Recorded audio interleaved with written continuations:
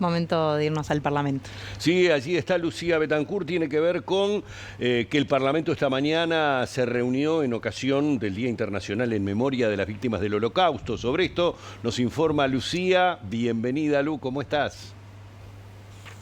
¿Qué tal? Buen mediodía para todos. Exactamente, esta mañana se realizó esta sesión especial en memoria de las víctimas del Holocausto. Recordemos que es el 27, es decir, el día sábado. Por eso el gobierno realizó una cadena nacional ese día que la encabezó la subsecretaria del Ministerio de Educación y Cultura. En la jornada de hoy tomó palabra un representante, un legislador de cada partido para expresar y recordar ese día, el Día Internacional en Memoria de las Víctimas del Holocausto, teniendo en cuenta que se produjo en 1945, cuando las tropas soviéticas liberaron uno de los principales campos de concentración, de exterminio nazi, según también se hizo saber aquí. Y por parte del Partido Nacional, el senador Jorge Gandini reclamó que Uruguay alce la voz, dijo, para que el grupo Hamas sea considerado como una organización terrorista y sea incluida, porque no lo ha hecho la ONU. Esto es lo que decía el propio legislador. Naciones Unidas no ha incorporado a Hamas como una organización terrorista, al menos hasta ahora. Uruguay creo que mantiene esa postura. Si Uruguay se mantuviera firme en la idea de que no declara a Hamas como una organización terrorista hasta que no lo haga Naciones Unidas, de todos modos, Uruguay debería levantar la voz. Creo que no hay dos opiniones. Acabo de escuchar la intervención del Frente Amplio y coincide. Es una organización terrorista y debemos cuidarnos de ella y también de su inserción en la región, que la puede tener y yo creo que la tiene. Y por lo tanto, creo que Uruguay debería, por lo menos, levantar la voz internamente, buscar esos consensos y levantar su voz en Naciones Unidas para forzar o ayudar a que Naciones Unidas haga mayoría para declarar a Hamas como una organización terrorista. Hay que analizarlo en el sentido que tenemos que ver todas las organizaciones que se pueden llevar ese calificativo. Por supuesto que condenamos lo que Hamas hizo y calificamos de acción terrorista lo que sucedió en el Estado de Israel el 7 de octubre. Pero tenemos que analizar porque hay otros lugares en el mundo donde puede haber otras organizaciones y ese es el camino riguroso y serio a seguir en estos casos. ¿Hoy en Gaza Israel es opresor? Hoy en Gaza están sucediendo acciones que las propias Naciones Unidas están cuestionando. Y desde nuestro punto de vista creemos que el cese al fuego, el evitar más víctimas civiles es el camino. Ahora vamos a volver a escuchar a José Carlos Maía, pero por otro tema que generó polémica la semana pasada y que va a seguir al menos hasta el día 6. Esto me refiero al caso del embajador de Uruguay en Argentina, Carlos Enciso, debido a su presencia la semana pasada en la sede del precandidato por el Partido Nacional Álvaro Delgado. Como bien informábamos en su momento, concurrió a participar allí en ese encuentro en la sede junto con otros actores políticos que apoyan a Delgado. Y por estas horas Cancillería está evaluando una segunda observación a Enciso. Hace un año, en su momento, el canciller Francisco Bustillo realizó una observación por haber realizado declaraciones que vinculaban a las inversiones de argentinos en Uruguay.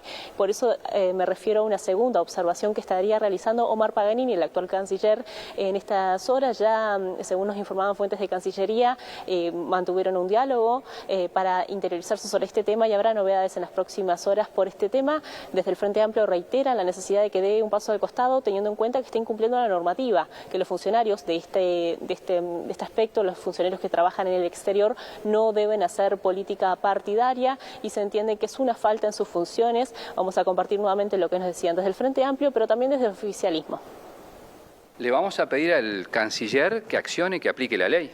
Porque en realidad lo que no se puede permitir es que un embajador, por más que esté vinculado a un partido político, actúe haciendo política partidaria. Si ese es el mensaje que Cancillería da a todos los embajadores en todo el mundo, bueno, estamos hablando que se rompe una tradición del Uruguay. Si Enciso quiere hacer política partidaria, tiene que dar un paso al costado. Y si no lo da, tiene que tomar las acciones Cancillería para, bueno, cesar al hoy embajador, pero lo que es claro que política partidaria y ser embajador del Uruguay no son compatibles. Enciso vive hablando de política, con Mujica, con Sanguinetti, con Álvaro Delgado. No es algo nuevo. Lo mismo que, ¿sabe el error de Enciso cuál fue? Darle prensa a Cayani por algo tan obvio como ir a informar sobre el acuerdo de los 14 metros, que fue lo que nos dijo en ese ratito. Los mismos que le piden la renuncia son los que le pidieron entradas para el búnker de Massa hace unas pocas semanas. O sea, es un tema tan baladí que es típico de verano. ¿El grupo igualmente no dejó ahí el flanco abierto para la crítica, Enciso? Sí, claro que sí, que la dejó. Pero ¿qué vamos a hacer?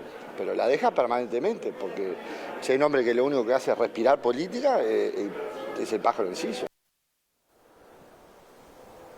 Antes de despedirme, realizo un apunte sobre temas vinculados a relaciones comerciales y sobre todo teniendo en cuenta que la semana pasada hubo un encuentro de cancilleres en Paraguay y donde se marcó una postura clara en cuanto al acuerdo con la Unión Europea. El viernes, en particular desde Francia, el primer ministro señalaba que no es una prioridad ahora, en este momento, teniendo en cuenta que protestas de los productores del sector agrícola de Francia y también en otras ciudades de Europa. Por lo pronto, en Paraguay hay una situación similar, hay reparos y algunas preocupaciones en cuanto al alcance de un eventual acuerdo Mercosur-Unión Europea, en el entendido de que ya Brasil ha allanado también en buena medida algunos aspectos vinculados a la forestación en ese país. Ahora está en una línea similar Paraguay y eso marca también cierta preocupación, al menos por parte del gobierno de nuestro país, por esa eventualidad, que la idea era que antes de marzo, cuando hay elecciones parlamentarias en Europa, se consiga este acuerdo o el anuncio de que se consiga un acuerdo entre ambos bloques. Por lo pronto, nada está cerrado y la idea es que en la próxima Organización Mundial del Comercio, a fines de febrero, ya el camino esté allanado. Ahora todavía sigue la incertidumbre de este acuerdo que ya lleva más de 20 años de negociaciones. Sigan ustedes y los volvemos a contactar ante cualquier novedad. Muchas gracias, Lu, por este reporte completo de tanta información.